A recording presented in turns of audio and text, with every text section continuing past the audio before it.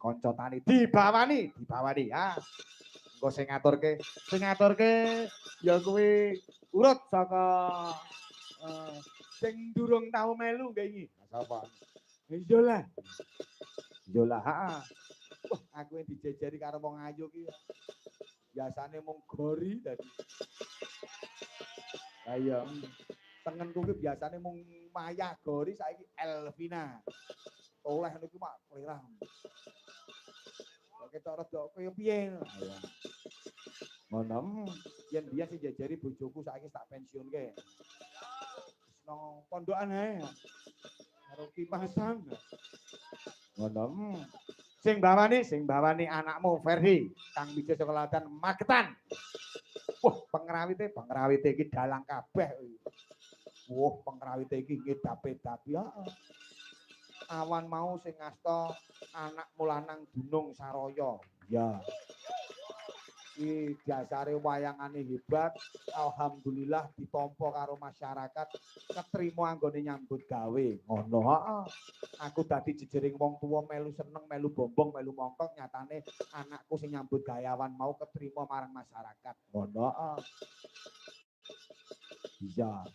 Besok arep digawani beras sekental ning kon mikul dhewe. Ayo tajir. Ngono ah, dasare anakmu Dunung ya arep proses S2. Ngono. Berkah pangestuku pokoke lumintu nyang anak-anakku kabeh. Ngono. Ah. Yo, Mas Ferdi Sambo. Bawanono le. Iler-iler ngono kae ya. Pandure sumilir. Apal mentok. Oh, aku ki piye, Bos? Dasare wong gendeng iki anyar. Ngono. Aku kan yo sarjana seni. Sarjana seni SMKI, ora lulus dan ngono. Yo Ferdi, dados yo. Iler-iler andure sumiler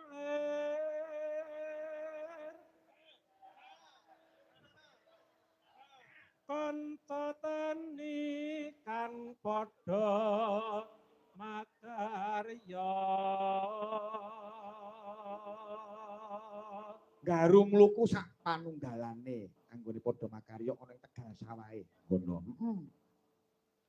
sinawang lejaring gale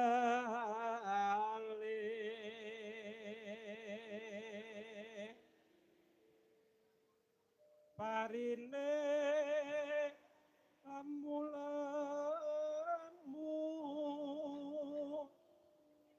katon subur nyenengke ati kalis ing sambe kala iku banyu wonku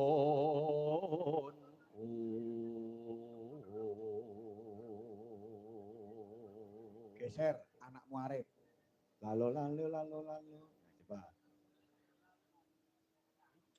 Wejing Gusti kawula nananeno kanca tani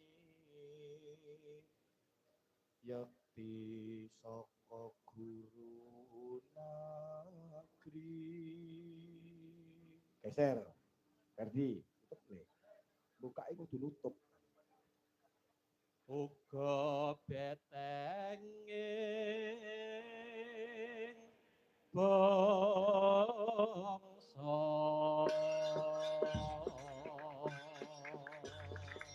Ya, matur nuwun Ferdi nyatane pirang-pirang pisuwanan ki ora sebo, heeh. Isih lebaran ana ing Laladan Magetan isih ujung karo mbae karo dulur-dulure ngono. Mumpung iki musikmu ya wis padha samapta ngono Marwan terus Cungkring, Isnu, ya. Pendut, Haryopur karo Narimo Trimbel. Yo, kanca tani kawitan saka Marwan. Yo Le, Wan. na na na. Yo